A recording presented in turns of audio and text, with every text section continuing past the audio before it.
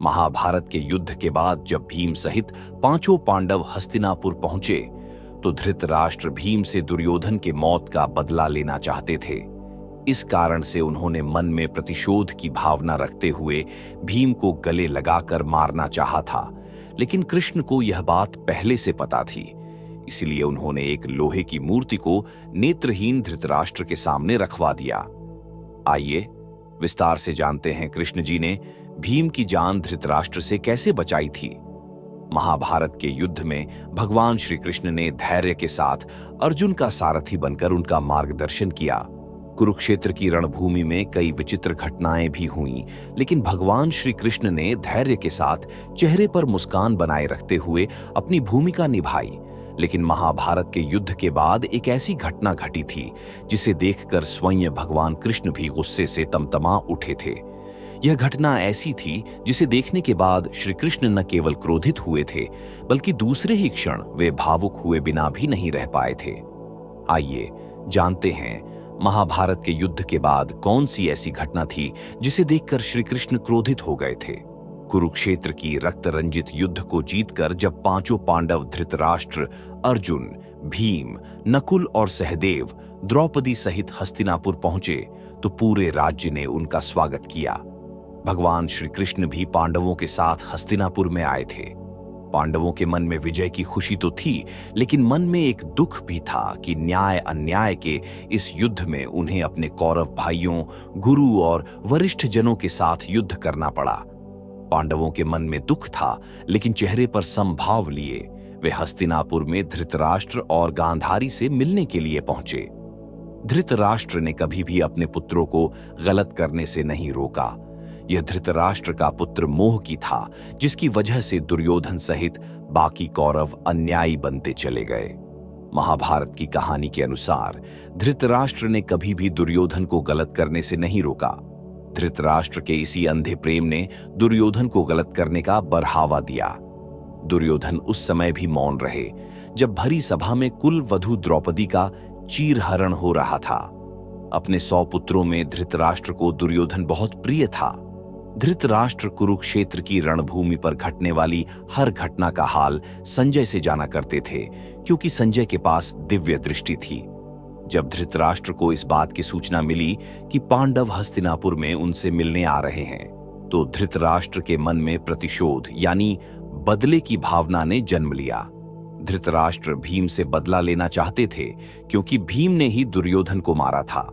भगवान श्री कृष्ण को संपूर्ण सृष्टि का ज्ञान था, इसलिए उन्हें यह भी झांक था कि धृतराष्ट्र इतने शोक में डूबकर भी अपने अंदर की नकारात्मकताओं को त्याग नहीं पाए हैं। कृष्ण जानते थे कि आगे क्या होने वाला है, इसीलिए श्री कृष्ण मौन रहकर धृतराष्ट्र के आने की प्रतीक्षा करने लगे। धृतराष्ट्र पांडवों के आगमन का समाचार पाकर महल के द्वार पर उपस्थित हो गए। मन में प्रतिशोध की भावना लिए धृतराष्ट्र ने सभी पांडवों का अभिनंदन किया। धृतराष्ट्र ने सबसे पहले भीम को गले लगाने की इच्छा प्रकट करते हुए कहा, तुम सभी मेरे अपने ही पुत्र हो, लेकिन भीम को लेकर मेरे मन में विशेष स्नेह है। मैं सर्वप्रथम भीम को गले लगाना चाहता हूं। अपने ताऊश्री के मुख से निकले इतने स्नेह से भरे शब्द सुनकर भीम गदगद हो उठे और आगे बढ़कर पांडव के पास जाने लगे। श्री कृष्ण ने भीम को अति उत्साहित होते हुए देखा तो उन्होंने इशारे से भीम को पीछे हटने का इशारा किया। श्री कृष्ण की आज्ञा मानकर भीम पीछे हट गए। श्री कृष्ण ने अपने सेवकों की सहायता से भीम के आकार की बड़ी सी लोहे की मूर्ति जमीन पर खड़ी कर दी। इस मूर्ति पर भीम मल्ल युद्ध का अभ्यास करते थे। श्री कृष्ण ने भीम को मूर्ति के पास खड़े होकर बोलने का इशारा किया। भीम ने श्री कृष्ण के आदेशानुसार धृतराष्ट्र को आवाज देते हुए कहा, ताऊश्री, मैं आपके सामने ही खड़ा हूं, आइए।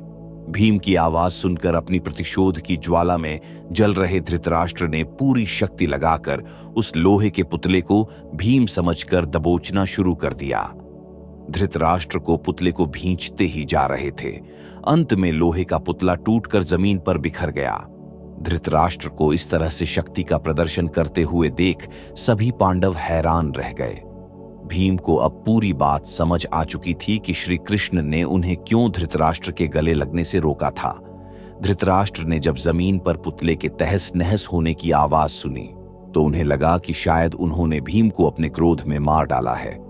श्री कृष्ण को भी इतने वरिष्ठ हो चुके धृतराष्ट्र के इस छल कपट को देखकर बहुत क्रोध आया। श्री कृष्ण धृतराष्ट्र के मुख से जानना चाहते थे कि धृतराष्ट्र ने ऐसा क्यों किया और क्या उन्हें अपने किए का पछतावा है। इसलिए श्री कृष्ण ने कहा, महाराज, आपने 10,000 हाथियों के बल वाले भीम को मार दिया। श्री कृष्ण के मुख से यह बात सुनकर धृतराष्ट्र जमीन पर मुंह के बल गिर पड़े और फूट फूट कर रोने लगे। धृतराष्ट्र का क्रोध जब शांत हुआ तो उनकी चेतना फिर जाग उठी और वे फूट फूट कर रोने लगे। धृतराष्ट्र को लगा कि उन्होंने भीम की हत्या कर दी है। ऐसे में धृतराष्ट्र विलाप करते हुए कहने लगे, संजय ने अपनी दिव्य दृष्टि से देखकर बताया था कि भीम ने किस निर्ममता के साथ दुर्योधन को मार दिया। इस समाचार को सुनकर मेरे मन में भीम के लिए प्रतिशोध की भावना ने जन्म लिया। मैं तब से ही भीम को मारना चाहता था, लेकिन अब मुझे इस बात का दुख हो रहा है। क्रोध ने मेरे सोचने समझने की क्षमता छीन ली थी। मैं भूल गया कि अन्याय के शिकार हो रहे ये 5 भाई भी तो मेरे ही पुत्र हैं, मेरे अनुज भ्राता के पुत्र, यानी मेरा अपना कुल।